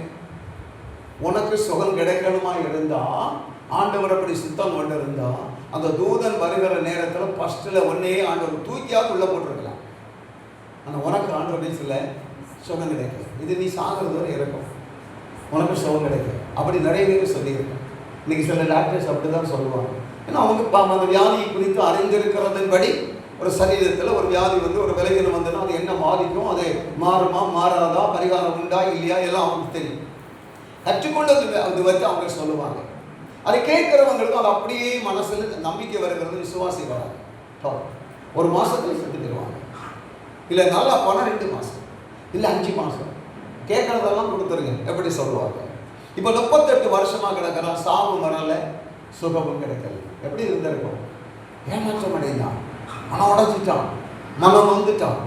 நான் நினைக்கிறேன் இயேசு இவனிடத்தில் போகும்போது அதுக்கு சற்று முன்னால தான் 1 2 4 இல்லை 1 வாரத்துக்கு முன்னால தான் ஒருவேளை தேவதூதன் வந்து என்ன செய்திருக்கலாம், கலங்கி இருக்கலாம். இப்போ அவனுக்குள்ளே அவன் எதிர்பார்த்திருந்து ஏமாற்றம் அடைந்து இருக்கிற அந்த நேரத்தில், உள்ளம் நொறுங்கி இருக்கிற நேரத்தில் இயேசு அவனிடத்தில் போறார். இயேசு என்ன அறிந்தார்? அவன் 38 வருஷமா படுத்து கிடக்கிறான் என்பது அல்ல அர்த்தம். ஏன்னா அந்த குழந்தைகளில நிறைய பேர் இருக்கிறாங்க. இவன் மட்டுமல்ல, எக்கச்சக்கமான நோயாளிகள் இருக்கிறாங்க. இவன் எதிர்பார்த்து எதிர்பார்த்து எதிர்பார்த்து பல வருடங்கள் காத்திருந்தான் என்பதை இயேசு கண்டார். எதிர்பார்ப்பை ஆண்டவர் கண்டார். அவர்கிட்ட போய் கேட்டார், புஸ்தகமாக விரும்புகிறாயா? அவன் வேதனை எடுத்து சொல்றான். அவன் உள்ளே இருக்கிற மனதில் அந்த கஷ்டங்களை எடுத்து சொல்லுகிறான். அவன் சொன்னவன் இயேசு மனதுருகி அவன் படுக்கை எடுத்துக்கொண்டு நடைந்து சொன்னான். நொடி பொழுது இனி தூதனையும் எதிர்பார்க்க தேவையில்லை, குளத்தங்கரையில் படுக்க வேண்டிய தேவையும் இல்லை. தோத்துறான். பக்கத்தில் படுத்திருக்கிற நோயாளிகிட்ட ஃப்ரெண்ட்ஷிப்பு பிடிக்க வேண்டிய தேவையும் இல்லை. இயேசு சொன்னவன் படுக்கை எடுத்துக்கொண்டு நட. பார்த்தீங்களா? வாஞ்சை அவன் வெட்கப்படுத்தவே இல்லை. அவனுக்குள்ள இருந்த எதிர்பார்ப்பு இன்னைக்கு ஆண்டவரை தான் சொல்லி, நீங்கள் எதிர்பார்க்கிற எதிர்பார்ப்பு உங்களுக்கு ஒரு நல்ல முடிவை கொண்டு வரும். அது தீமைக்கல்ல, அது நன்மைக்கு ஏதுவான முடிவு. நான் உங்களை குறித்து வைத்திருக்கிற நினைவுகள் நான் அறிந்திருக்கிறேன். உங்களுக்கு என்ன செய்யணும், எதை செய்யணும், எப்படி நடத்தணும், உங்களை எவ்வளோ மேன்மையாக வைக்கணும் நான் நினைத்திருக்கிறேன். அதையும் உங்களுக்கு செய்வேன். ஒரு ஆமென் சொல்லுவோமா? மூன்றாவது நம்முடைய வாழ்க்கையில் இருக்க வேண்டிய எதிர்பார்ப்பு என்ன தெரியுமா? இயேசு கிறிஸ்துவின் மேலே ஒரு எதிர்பார்ப்பு இருக்கிறது. பிள்ளைகளுக்கும் பெரியவங்களுக்கும் எல்லாருக்கும் இருக்க வேண்டிய எதிர்பார்ப்பு இயேசு கிறிஸ்துவின் மேலே. அப்படின்னா என்ன? முதலாவது இயேசு நமக்கு கொடுக்கிற ஆசீர்வாதம் என்ன? ரட்சிப்பை கொடுக்கிறார். ரட்சிப்பை கொடுக்கிறார். அந்த ரட்சிப்பை குறித்த ஒரு எதிர்பார்ப்பு. ஆண்டவரின் ரட்சிப்பு. ஏன்னா வசனம் சொல்லுது, ரட்சிப்புக்கு காத்திருக்கணுமா. நிறைய பேர் வசனங்கள் பிரசங்க போயிடுவாங்க. காத்திருக்கணும். வாசிங்க பார்ப்போம். புலம்பல் புத்தகத்தில் ஒரு வசனம் வரும். புலம்பல் 3:26 வசனம் வாசிங்க. புலம்பல் 3:26 வேகமா. புலம்பல் 3:26. கர்த்தருடைய ரட்சிப்புக்கு நம்பிக்கையோடு காத்திருக்கிறது நல்லது. அதிகம் காத்திருக்கணும். நிறைய பேர் காத்திருக்க மாட்டாங்க. காத்திருக்கிறதுனா என்ன? கொஞ்சம் ஆண்டோடைய பாதத்தில் உட்கார்ந்து இருந்து நம்ம வாழ்க்கையை அலசி பார்க்கறது. குழந்தை பருவத்திலிருந்து இந்த நாள் வரையிலும் நம்ம வாழ்க்கையில் தேவன் விரும்பாத என்னென்ன தவறுகளை செய்தோம், எங்கெங்கே செய்தோம், என்ன பேசணும், எப்படி நடந்தோம், கொடுக்கல் வாங்கல் விஷயத்தில், தொழிலில், வேலைகளை எல்லாம் நம்ம என்ன செய்தோம், ஆண்டவர் விரும்பாத இதெல்லாம் செய்தோம், அதையெல்லாம் நினைச்சு பார்க்கறது, யோசித்து பார்க்கறது. நம்ம யோசித்து பார்த்தா தான் ஆவியானவர் நமக்கு உதவி செய்து பாவங்களை உணர்த்துவார், ஞாபகப்படுத்துவார். அப்படி நம்ம உட்காரணும். ஆண்டவர் சபத்தில் உட்காரணும். ஏதோ பாசமாக தலை கையில் கொண்டு தலையை கொடுத்து அப்படி ஜோம் பண்ணிட்டு நீ ரட்சிக்கப்பட்ட போன்னு சொல்லிங்கன்னா அந்த நரகத்துக்கு தான் நம்மளை அபிஷேகம் பண்ணி அனுப்பியிருக்கிறாங்க. அதெல்லாம் ரட்சிப்பு. தேவனுடைய பாதத்தில் காத்திருக்கணும். காத்திருந்து நம்முடைய விலகினங்களை சொல்ல, ஆண்டவரே என் சின்ன வயசுல இருந்து நான் இப்படியெல்லாம் தப்பு பண்ணியிருக்கிறேன், என்னை மன்னிச்சிருங்க ஆண்டவரே. ஒவ்வொன்றா சொல்லணும். ஒவ்வொன்றா சொல்லணும். பாவங்களை மறைக்கிறவன் வாழ்வடைய மாட்டார். அறிக்கை பண்ணி விட்டு விடுகிறவன் அறிக்கை பண்ணணும். வாயினால அறிக்கை பண்ணணும்.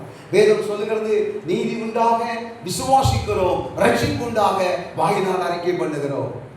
நீதி உண்டாக பாவத்திலிருந்து விடுதலை பெறுவதற்கு இயேசு என் பாவத்தை மன்னிப்பாண்டு விசுவாசிக்கிறோம். அந்த விசுவாசத்துல நம்ம பாவங்களை அறிக்கை பண்ணும்போது ரட்சிப்பு உண்டாகிறது. ஒவ்வொன்றா சொல்ல சொல்லதான் விடுதலை வருது. அந்த பாவத்தில் விடுதலை, இந்த பாவத்தில் விடுதலை. அதனால உள்ள சாபமோ தாக்கங்களோ அதனால உள்ள நியாயத்திற்கோ நமக்கு வர முடியாத பிறகு நம்மளை விட்டு போய் இயேசு மன்னிச்சுட்டா. எல்லாம் வாங்கி ஒரு மூட்டையில கட்டி கொண்டு போய் சமுத்திர ஓசியா புத்தகம் சொல்லுகிறது, சமுத்திரத்தில் ஆழங்களை தாத்து போட்டா. நமக்கு அதுக்கு சம்பந்தம் இல்லை. அப்ப காத்திருக்கணும். இந்த புதிய ஆண்டலை காத்திருங்க. ஆண்டவரே நமக்காக காத்திருக்கிறையா, உலகத்துல வந்து நீ எனக்காக பாடுபட்டு ரத்தம் சிந்தி நீ சிலுவையிலே ஜீவனை கொடுத்தி நீ சொன்னீர், இவ்வளவு ரட்சிப்பை குறித்து கவலை இல்லாம நீங்க இருந்தா எப்படி வரும் தண்டனைக்கு நீங்க தப்பிக்கப்பட முடியும். நான் உணர்றேன் ஆண்டவரே, தவறுகளை மன்னியும். அடியே நீ அறிக்கை பண்ணி ஜெபம் பண்ண இந்த பாவங்கள் நம்மை விட்டு மன்னிக்கப்பட்டால் பயங்கரமான ஒரு சந்தோஷம் நமக்குள்ள வரும். இதான் பாவம். இது வந்துட்டுன்னா பாவம் மன்னிக்கப்படுது. பாவ மன்னிப்பு நிச்சயம். இந்த பாவம் மன்னிக்கப்பட்டா அப்படி ஒரு சந்தோஷம் வருகிறது. இதுதான் ரட்சிப்பின் சந்தோஷம் என்று சொல்லி. இதுதான் முதல் படி. இயேசுவின் மேல் இருக்கிற ஆசை. எத்தனை காரியத்தை நான் முதல்ல சொன்ன போல 2 காரியத்துக்கு நம்ம வாஞ்சியா தாகமா எதிர்பார்ப்பா ஜெபிக்கிறோமா, நல்லது. முதல் முக்கியமான காரியம் என்பது இயேசு எனக்கு வேணும், இயேசு என்னோடு இருக்க வேணும், நான் இயேசுவோடு இருக்க வேண்டும். எனக்கும் இயேசுவுக்கும் இடையில எந்த ஒரு பிளவும் இருக்கக்கூடாது, ஒரு முறிவு இருக்கக்கூடாது. இயேசு எனக்கு வேணும். அந்த வாஞ்சை, அந்த தாகம், அந்த எதிர்பார்ப்பு நமக்குள்ள வரணும். அந்த எதிர்பார்ப்பு தான் நம்மை பாவி என்று உணர்த்துகிறது. காத்திருந்து பாவங்களை அறிக்கை செய்திருக்கிறது. மகிமையான ரட்சிப்பை நாம் சுதந்திரிக்க செய்கிறார். அடுத்து இயேசு எனக்கு தேவை என்ன? எனக்குள்ளே அவர் வந்து வாசம் பண்ணது. இப்ப நான் பாவ மன்னிப்பை பெற்றுட்டேன், விடுதலை பெற்றுட்டேன், ரட்சிப்பை பெற்றுவிட்டேன். இப்பொழுது அந்த இயேசு எனக்குள்ள வந்து வாசம் பண்ணார். அதான் பரிசுத்த ஆவியானவரை பெற்றுக்கொள்வது. இப்ப ஆவியானவர் தேவன் ஆவியா இருக்கிறார். யோவான் 4:23-24 சொல்லுது. அந்த ஆவியா இருக்கிற தேவன் நமக்குள்ளே வந்து உள்ளே வந்து வாசம் பண்ணுகிறார். அப்ப அவர் வரும்போது எப்படி வருவார் தெரியுமா? வல்லமை உள்ளவராக வருவார். ஆவியானவர் வல்லமை உள்ளவர். அதனால தான் இந்த ஆவியானவர் நமக்குள்ள வரும்போது நம்மளாலேயே கட்டுப்படுத்த முடியாத ஒரு தெய்வீக வல்லமை நமக்குள்ளே வருகிறார். அதற்கும் காத்திருக்கணும், அதற்கும் எதிர்பார்ப்போடு காத்திருக்கணும். இயேசு கிறிஸ்து சீசர்களை பார்த்து சொன்னார், உன்னதத்திலிருந்து வருகிற பலனை பெற்றுக் கொள்கிறது வரையிலும் எருசலேமை விட்டு போயிடாதீங்க, உட்காருங்கன்னு சொன்னார். போய் உட்கார்ந்தாங்க, எதிர்பார்ப்போடு இருந்தாங்க, எதிர்பார்ப்போடு இருந்தாங்க. ஏன்னா அந்த பரிசுத்த ஆவியானவர் எப்படி வருவார்? இன்றைக்கெல்லாம் நாங்கள் அந்த பரிசுத்த ஆவியானவரை பெற்றுக் கொண்டதுனால இந்த அபிஷேக கூட்டங்கள் நடத்தும் போது, வாலிபர் கூட்டங்கள் நடத்தும் போது சொல்லிக் கொடுப்போம். நீங்கள் எப்படி செபிக்கணும், எப்படி மனசு திறக்கணும், எப்படி சிந்தனை திறக்கணும், எப்படி எதிர்பார்க்கணும், எப்படி பெற்றுக்கொள்ளணும், அது ஆயத்தப்படுவதற்கு சொல்லிக் கொடுப்போம். அன்றைக்கு சீசர்களுக்கு யாரும் சொல்லிக் கொடுக்கல, எனக்கெல்லாம் ஒருத்தருமே சொல்லிக் கொடுக்கல. நான் பெற்ற அனுபவத்தை வச்சு தான் நான் சொல்லிக் கொடுக்குறேன். சீசர்களுக்கு யாரும் சொல்லிக் கொடுக்கல. ஆவியானவர் எப்படி வருவார், அவர் வரும்போது எப்படி இருக்கும், என்ன நடக்கும், அதெல்லாம் ஒன்றும் அவங்களுக்கு தெரியாது. அவங்களுக்குள்ள ஒரு எதிர்பார்ப்பு. இன்றைக்கு ஜெபத்தில் இருக்கிறோம், இன்றைக்கு அந்த ஆவியானவர் எனக்குள்ள வரணும், இன்றைக்கு எங்களுக்குள்ள வரணும், எங்களுக்குள்ள வரணும், எங்களுக்குள்ள வரணும், அந்த எதிர்பார்ப்பு. அப்படிப்பட்ட எதிர்பார்ப்போடு இருக்கும்போது என்ன நடந்தது பாருங்க. திடீரென்று வீட்டில் கதவெல்லாம் பூட்டி போட்டிருக்கிறாங்க. திடீரென்று ஒரு காற்று அடிக்கிற ஒரு சத்தம் கேட்டது. ஜன்னல் ஒண்ணு திறக்கல, கதவெல்லாம் திறக்கல, ஆனால் ஒரு சத்தம் கேட்டது. ஒரு காற்று அடிக்கிற ஒரு சத்தம், அவ்வளவுதான். பரிசுத்த ஆவியானவர் காற்றை போல அந்த அடைக்கப்பட்ட ரூமுக்குள்ள கடந்து போனார். இப்பொழுது அவர்கள் ஒவ்வொருவரும் தோத்திரம் அந்த பரிசுத்த ஆவியின் வல்லமையினால நிரப்பப்பட்டாங்க. ஆவியானவர் தனக்குள் இருந்த வரத்தை அக்கினியாக அவர்கள் மேல வைத்தார். அவர்கள் நாவு மறு பாசைகளை பேச ஆரம்பித்தது. பிராமணன் சொல்லுங்க பார்ப்போம். ஆட்சியோடு எதிர்பார்க்கிறது. இந்த வருஷத்துல நீங்க அதை எதிர்பார்த்து ஆரம்ப நாள்ல பெற்றுக்கொள்ளுங்க. நம்ம மத்தியில லாவிக் கொண்டிருக்கிறார். யார் வாஞ்சியோடு கேட்கிறீங்களோ உங்களுக்கு தருவார். இந்த ஜெபம், இந்த பிரசங்கம் முடிச்சு ஜெபிக்கும் போது உங்களுக்கு தருவார். தோன்று நல்லா கவனிங்க. அப்ப நம்முடைய வாழ்க்கையிலே நாம் பெற்றுக்கொள்ள வேண்டியது பரிசுத்த ஆவியானவர். ஆவியானவர்கள் வாயோடு இருந்து பேசினார். கடந்த நாட்கள் இந்த சகோதரத்தில் பேசிக்கிட்டு இருந்தேன். அவர் பேசிக்கொண்டிருக்கிறவர் சொன்ன ஒரு காரியம். நான் அமெரிக்காவுக்கு போயிட்ட போது இந்த அமெரிக்காவில் ஒரு சபையில் ஒரு அம்மா அருமை ஆராதிக்கும் போது எல்லாம் ஆராதித்து அபிஷேகத்தில் நிறைந்து அந்நிய பாஷை பேசி கொண்டிருக்கிறாங்களா. அருமையா அந்த அம்மா தமிழ் பேசுறாங்களா, தமிழ் பேசுறாங்களா. இவன் அதை கவனிச்சுட்டே இருந்துட்டு அந்த ஆராதனையெல்லாம் முடிச்சுட்டு அந்த அம்மாவை தனியை கூப்பிட்டு, உங்களுக்கு சொந்த இடம்ங்க, சொந்த நாடு என்ன ஏன்னு கேட்டால் அவங்களுக்கு அமெரிக்கா தான். இந்தியாவுக்கு போயிருக்கிறீங்களா? இல்லை. நீங்கள் எங்கேயாவது படிக்கவோ இல்லை வேறு ஏதாவது விதத்தில் நீங்கள் போயிருக்கிறீங்களா? இல்லை ஸ்போக்கன்லையாவது நீங்கள் தமிழ் படிச்சிருக்கிறீங்களா? இல்லை, எனக்கு தெரியவே தெரியாது அந்த அம்மா சொல்லியிருக்கிறாங்க. ஆனால் அந்த அம்மா பேசுனது என்ன பாசை? சுத்த தமிழ், அந்நிய பாசை என்பது ஏழை ஒரு அம்மா. யோசிப்பார், ஆவியானவர் நமக்குள்ளே வந்து விட்டால் அவர் நம்மை கொண்டு பேசுகிற பாசை. இல்லை இவருக்கு தமிழாக இருந்தாலும் அந்த அம்மா என்ன பேசுகிறாங்கிறதோ, ஆண்டவர் எப்படி துதிக்கிறாங்க, என்ன பேசுகிறாங்கிறது புரிந்து. நான் சகோதரத்தில் பேசிட்டு இருக்கும்போது அவன் சொன்னான், அப்படி நடக்குது, ஆண்டவர் ஆவியானவர் இப்படியெல்லாம் கிரியை செய்கிறார் என்று சொல்லி தோற்று யோசிப்பாருங்க. வாஞ்சை நமக்கு வேணும், அந்த தாகம் வேணும், எதிர்பார்ப்பு வேணும். நீங்கள் வீட்டில் ஜெபிக்கும் போது அந்த இடத்துல என்ன ஆண்டவர் அபிஷேகம் பண்ணுவார்னு சொல்லி எதிர்பாருங்க. நிறைய பேர் டிவிக்கு முன்னால் உட்காந்து எதிர்பார்ப்பாங்க. டிவி முன்னால் உட்காந்து வருஷத்தால் கேட்காதீங்க, பிசாசு தந்திரமாவங்களே ஏமாற்றிடுவோம், உள்ள வந்துடுவான். தோத்திரம் நிறைய பேர் அப்படித்தான். அதாவது தேவனால் பயன்படுத்தப்படுகிற ஊழியக்காரங்க அபிஷேகத்தை கொடுத்து ஆலோசனை கொடுத்து ஜோம் பண்ணும்போது இவங்க டிவிக்கு முன்ன உட்கார்ந்து இருந்துட்டு பரிசுத்தாவே கேட்பாங்க. அது எங்கேருந்து வரும்? திடீர்னு கரண்ட் போனால் வருமா டிவிக்குள்ள? அப்படி கேட்காதீங்க, காத்திருங்க. நான் முதல்ல சொன்னது போல உங்கள் தவறுகளெல்லாம் அறிக்கை பண்ணி ஆண்டவர் சமத்தில் காத்திருந்து நீங்கள் ஜெபம் பண்ணணும். வீட்டில் இருந்து ஜெபம் பண்ணும்போது இப்போ என்ன ஆண்டவர் அபிஷேகம் பண்ணுவார்னு எதிர்பார்ப்போடு இந்த ஜெபத்தில் பண்ணுவார்னு பண்ணுங்க. சர்ச்சில் வரும்போது அப்படி பண்ணுங்க, அதை எதிர்பார்ப்படுவாருங்க. நான் அப்படித்தான் இருந்தேன். உள்ளத்துக்குள்ள ஒரு ஏக்கம், கவலை, வேதனை. டிஜிசி தலைவர் அவர் ஒரு செய்தியில் சொன்னார், ரட்சிக்கப்பட்டாராம், அவனை பரிசுத்தம் கிடைக்கல.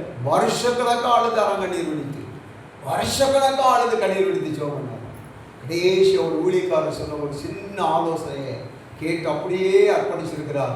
வெடிப்பொழுதில் பரிசுத்த ஆவியானவர் அவரை அபிஷேகம் பண்ணி பாருங்க, உலகத்துக்கே ஒரு ஆசீர்வாதமாக கொடுத்திருக்கிறார். தோற்றம் இன்னைக்கு நம்முடைய வாழ்க்கையில் அந்த பரிசுத்த ஆவியானவரை நம்ம பெற்றுக்கொள்ளணும். இந்த ஆவியானவரை குறித்த வாஞ்சை வேணும். ஆராதனைக்கு வரும்போது இன்றைக்கு இந்த ஆராதனையை வச்சு எனக்கு ஆண்டவர் அபிஷேகத்தை கொடுப்பார்னு சொல்லி வாஞ்சியோடு வரணும். 21 நாள் ஜெபம் நடந்து பாருங்க. நிறைய பேருக்கு தெரியல, மறந்துட்டாங்க போல. ஆனால் கொஞ்சம் பேர் வந்தாங்க.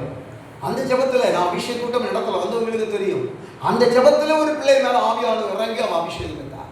எவ்வளோ பெரிய ஆசீர்வாதம் பாருங்க. எந்த நேரம் எப்பொழுது ஆண்டவர் நம்மளை அபிஷேகம் பண்ணாருன்னு தெரியாது. அதனால நீங்க அந்த வாஞ்சியை எதிர்பார்ப்பு இருக்கணும். நான் எப்படியாவது ஆவியானவர் நிரப்ப முடியும், எனக்குள்ள அவர் வரணும், அவர் என்ன, நான் அவருடைய வாசஸ்தலமாக இருக்கணும். இந்த எதிர்பார்ப்பு தான் இயேசுவை எதிர்பார்க்கிற எதிர்பார்ப்பு. மூன்றாவது, இயேசுவை நம்ம எதிர்பார்க்கிற எதிர்பார்ப்புன்னு சொன்னா தோத்திரம், அவருடைய பிரசன்னத்தை நம்ம வாஞ்சிக்கணும். ஜெபம் பண்றதுக்கு முழங்கால் போட்டா ஒரு தேவ பிரசன்னம் நம்மளை சூழ்ந்து, ஒரு பயங்கரமான ஒரு வெளிச்சம் நம்மளை சூழ்ந்து இருக்கிறத நம்ம உணரணும். அதான் தேவ பிரசன்னம், அதான் தேவ பிரசன்னம். சில நேரங்களில் நம்ம ஜெபத்துக்கு உட்கார்ந்தா அந்த தேவ பிரசன்னம் வராது, பயங்கரமான இருள் இருக்கும். இந்த இருள் வந்தாலே சிந்தனை வராது, ஒரு மனம் வராது, சிந்தனை குழம்பும். புரிஞ்சுக்கிடணும், ஒரு இருளின் ஆவி என் ஜெபத்துக்கு விரோதமாய் போராடுகிறான் என்பதை புரிந்து கொள்ளணும். ஒரு மனம் வராது, ஜெபிக்கிறதுக்கு வார்த்தை வராது, தூக்கம் வந்துட்டு இருக்கும். ஜெபத்தை சீக்கிரமா முடிச்சு போலான்னு நினைப்போம். விட்டுறக்கூடாது, விட்டுறக்கூடாது. தூக்கம் வருதான், எழுமில்லுன்னு ஜெபம் பண்ணுங்க, நடந்து ஜெபம் பண்ணுங்க. அப்ப நீங்க ஜெபிக்க வேண்டியது, ஆண்டவரே உம்மோடு கூட சரியான விதத்துல நான் உடல் உறவு கொள்ள முடியாதபடி, நெருக்கம் கொள்ள முடியாதபடி, இதோ ஒரு அந்தகார சக்தி எனக்கு எதிராய் போராடுகிறான். நீர் எனக்கு கொடுத்த பலத்தினால் அந்த ஆவியை இப்போது நான் கட்டிந்து கொள்ளுகிறேன், என்னை விட்டு மாறி போகட்டும் என்று சொல்லி நீங்க ஜெபிக்கணும். ஆண்டவரே இதை மாற்றித்தார், இந்த ஆவியை மாற்றித்தார கேட்கக்கூடாது. ஏன்? அந்த ஆவிகளை துரத்துகிற வல்லமை உங்களுக்கு ஆண்டு கொடுத்திருக்கிறார்.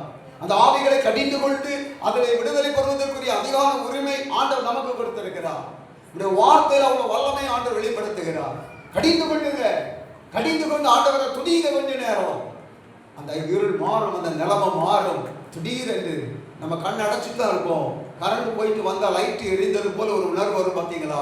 அதே போல ஒரு உணர்வு வரும். அதான் தேவனுடைய பிரசன்னம். இல்லையா?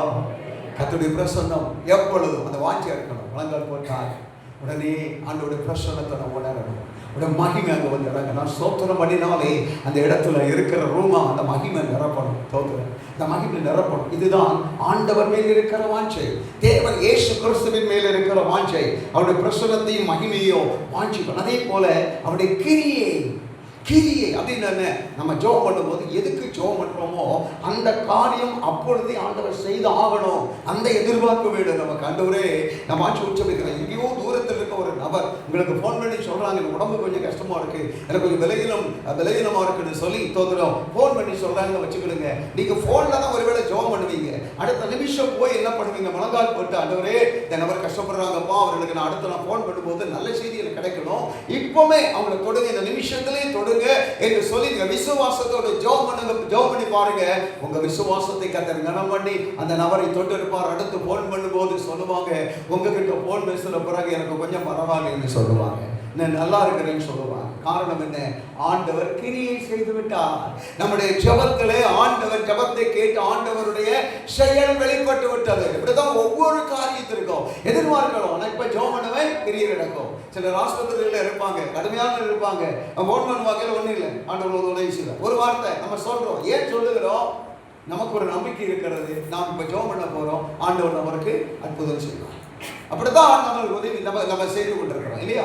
அப்ப நம்ம வாழ்க்கையில நம்ம ஒவ்வொரு காரியத்தையும் எதிர்பார்ப்போடு கூட செய்யணும். ஆண்டவர் அவருடைய பிரசன்னம் எனக்கு வேணும், நம்ம மகிமையில இருக்கணும், அந்த பிரசன்னத்தை இழந்துடவே கூடாது. அப்படின்னா தான் நம்ம எங்க போனாலும் வாழ்க்கை வெற்றியா இருக்கும், நம்ம ஆசீர்வாதமா இருப்போம். பிரசன்னத்தை விட்டு வெளியே பெறக்கூடாது, மகிமையை விட்டு வெளியே பெறக்கூடாது. பார்த்தீங்களா, 40 வருஷம் அந்த மகிமை இஸ்ரவேல் ஜனங்களுக்கு தலைக்கு மேலேயே நின்று அப்படித்தான் நம்ம மேல ஆண்டவர் இருக்கிறார், நம்ம சூழ்ந்து இருக்கிறார். தோத்திரம், அவருடைய செயல்கள் நம்ம எந்த காரியத்தை ஆண்டவரே இந்த காரியம் நடக்கட்டும் இப்படி செய்யும் சொல்லும் போது ஆவியானவருடைய கிரியை வெளிப்படும். இதுதான் ஆண்டவர் மேல் இருக்கிற எதிர்பார்ப்பு. 4வது எதிர்பார்ப்பு என்ன தெரியுமா? இயேசு கிறிஸ்துவின் வருகையை குறித்த எதிர்பார்ப்பு. அல்லேலூயா. ஏன் ஆண்டவர் சொன்னார், நினையாத நேரத்தில் வருவேன். எப்போ வரேன்னு தெரியல, காலையில இருக்கலாம், மத்தியானமா இருக்கலாம், சாயந்தரமா இருக்கலாம், நடுராத்திரியா இருக்கலாம், எப்போ சேவல் போகிற நேரமா இருக்கலாம், எப்போ வருவேன்னு தெரியாது. நீங்க எதிர்பார்த்து கொண்டிருங்க. அல்லேலூயா. 1 தெசலோனிக்கர் புத்தகம் 1ஆம் அதிகாரம் கடைசி வசனத்துல அப்போஸ்தலனாகிய பவுல் ஆவியில உணர்ந்து அந்த தெசலோனிக்க மக்களுக்கு எழுதும்போது சொல்லுகிறார். அந்த வசனத்தை வாசிங்க பாப்போம். 1 தெசலோனிக்கர் 1ஆம் அதிகாரம் அப்படியே கடைசி வசனம் 10வது வசனம். மரித்தோர் இருந்து எழும்பினவரும் இனி வரப்போகிற பயங்கரமான கோபாக்கனையிலிருந்து நம்மை நீங்களாக்குகிறவருமான அவருடைய குமாரனாகிய இயேசு கிறிஸ்து பரலோகத்திலிருந்து வருவதை நீங்கள் எதிர்பார்த்து கொண்டு, யாருக்கு தெரியுது? பவுலுக்கு. பவுல் எங்கே இருக்கிறாரு? இன்னொரு இடத்துல. இந்த பட்டணத்து மக்களை குறித்து விசாரிக்கும் போது ஆவியானவர் சொல்றாரு, அந்த மக்கள் என்னுடைய வருகையை எதிர்பார்த்து கொண்டிருக்கிறார். ஒரு தேவனுடைய பிள்ளைக்கு இருக்க வேண்டிய முக்கியமான காரியம் தான் இயேசு கிறிஸ்துவின் வருகை. இப்ப பிரசங்கம் பண்ணி கொண்டிருக்கிறோம். இந்த நேரத்தில் இயேசு வரலாமே. அடுத்த ஒரு ஞாயிற்றுக்கிழமை இந்த பூமியில் இல்லாம நம்ம மத்திய ஆகாயத்தில் கர்த்தரோடு ஆராதிக்கலாமே. யாருக்கு தெரியும்? பரிசுத்த ஆவியானவருக்கும் தெரியாது இயேசு வர்ற நேரம். இயேசுக்கும் தெரியாது எப்ப வருவாரு. அப்படிதான் சொல்லப்படும். மனுஷகுமாரன் அறியா அப்படி இருக்கு. திடீரென்று பிதாவாகிய தேவன் சொல்லுவார், போ. அப்போ பூமிக்கு வரமாட்டார், கம்பீரமாக இறங்கி வருவார் கோடான கோடி தூதர்களோடு, இதுவரையிலும் வாழ்ந்து மரித்த பரிசுத்தவான்களோடு அப்படியே வருவார். மத்திய ஆகாசத்திலே வருவார். அங்கே வந்து ஒரு சத்தம் கேட்கும், என் ஜனமே இங்கே ஏறி வாருங்கள். அப்பதான் நமக்குள்ள இருக்கிற பரிசுத்த ஆவியானவர் நம்மளை என்ன செய்வார்? கண் தட்டி விழிக்கிறவர், கண் இமைக்கிற நேரத்துக்குள்ளால நம்மை மறுரூபமாக்கி கூட்டி கொண்டு போயிடுவார். அந்த எதிர்பார்ப்பு, இந்த எதிர்பார்ப்பு அப்படியே முழங்கால் போடுவோமா? கண்களை மூடலாமா? ஆண்டவருடைய சமூகத்தில் அப்படியே ஒரு எதிர்பார்ப்பு.